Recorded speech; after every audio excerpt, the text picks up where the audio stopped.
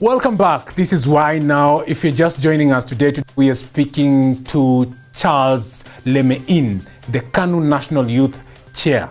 Now, Charles, before we went to a break, you were talking about the political intrigues in the country, the breakups and makeups and all that, or from the makeups to breakups, whatever it is an alien concept, hard to understand, but that is how it happens. Now, I want you to tell me, Gideon Moi has been meeting youth from all over. Recently, he was meeting university students. What are you preaching to these people so that you get their backing come 2022? One, we are preparing young people to meet the future president. And by saying that, we are making him accessible to young people, to be able to engage with young people, to be able to understand what young people want, to see from a presidential figure, and also to engage young people on future, because you understand by 2023, 2024, we'll have another generation taking over. So we want to have that link, intergenerational link between his generation and the young generation, because what we are advocating for as young people in our party is to have more young people involved in government decision making rather than being spectators. And I believe when you see us around, we are trying to change the narrative of young people carrying bags for politicians. We now want to engage actively in politics, in government. And because we believe we are forming government, that is why we are trying to make it accessible for young people to meet their president.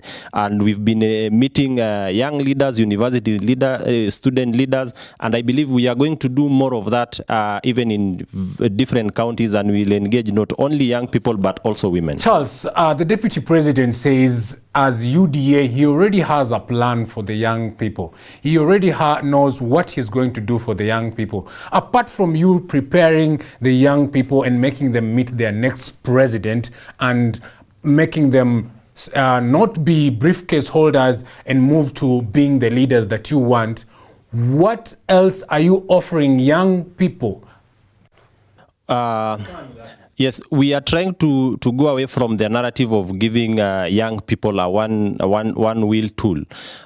We want to give young people opportunity. It's not only about being employed. And I believe most young people, especially in universities, most of them don't want to be employed. They want to have that opportunity to start their own businesses and to do what they do best, to innovate. And that is why we are engaging young professionals, so that looking at the future, we see what opportunities do we give them, which positions are key for young people in government. We are not trying to look at a way whereby we will do a mass production of one-wheeled tool. We are looking at an opportunity that we can give to young people, so that each young person can start a business, another one can innovate and employ others, and another one can be employed, not only giving them employment, but also giving them opportunities, incubators that will help them come together and also promote talents of young people, because we see now the most paying things now, or jobs, are related to what they do best or their talents. Charles, everyone would say that popularity is measured through crowds.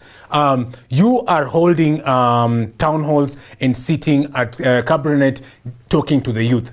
How sure are you that you are going to clinch power come 2022 when no one is seeing you with crowds, like the DP is being seen with crowds all over? Voting and winning election is not about crowds. What we want now is to listen to young people, to listen to women. We don't want them to listen to us for now. We want them to have an opportunity to talk to us, and we listen to them, because what other leaders don't have, they don't have that time to listen to young people. And what Gideon Moi is offering is an ear to young people, so that when we start hitting the road on our campaigns, we will have already listened to young people, and it will be their time to listen to us on what we are going to offer. Although we are explaining and giving them telling them what we are going to offer, but for now, I believe it's their time to listen, and I don't see any other leader doing that in the country. Why can't you just give us your manifesto right now? We will give our manifesto, definitely. I know that will come with the campaigns, and we really respect the rule of law, and that is why we've not started our campaigns. When that time comes, I tell you, we are going to do campaigns that will change this country. Okay, just to wind up, tell us, what is KANU Fresh promising the young people and the nation outside there, especially to the youth? KANU Fresh is definitely about freshness, fresh young leaders, fresh leaders. When you look from our party leader is fresh.